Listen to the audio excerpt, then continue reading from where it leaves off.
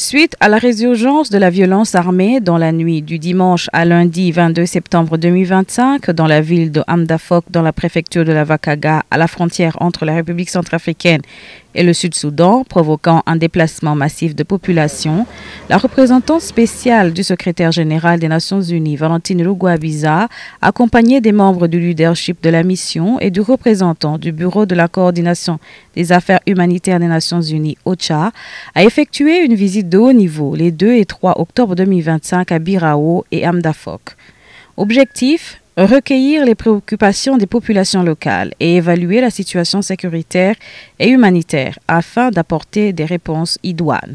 Je tiens à témoigner de notre bonne collaboration avec la MINUSCA, avec le chef de bureau. Nous avons une relation de confiance. Nous travaillons étroitement ensemble avec une consultation permanente et des activités conjointes, y compris des visites de terrain, pour faire de la prévention et médiation des conflits.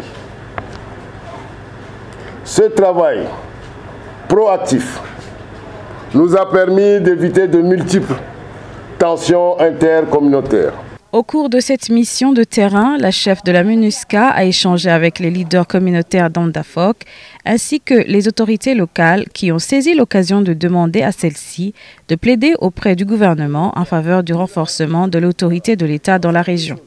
L'une des décisions que nous avons prises face à la situation que nous avons trouvée là, c'est d'augmenter la capacité de notre force pour pouvoir justement assister. Comme vous savez, la force de la MINUSCA est présente à Hamdafok avec leurs frères d'armes FACA. Vous pouvez être assuré de notre engagement à apporter tous les efforts maximum, comme toujours en collaboration et en coopération avec les institutions nationales qui sont en charge de la sécurité, mais qui sont en charge de la protection.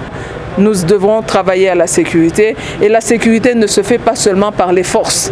Il est clair qu'il faut aussi un engagement, un dialogue avec les leaders communautaires de l'autre côté de la frontière pour véritablement avoir un dialogue, pour assurer qu'il y a un respect des populations civiles, mais aussi un respect de l'intégrité territoriale de la République centrafricaine.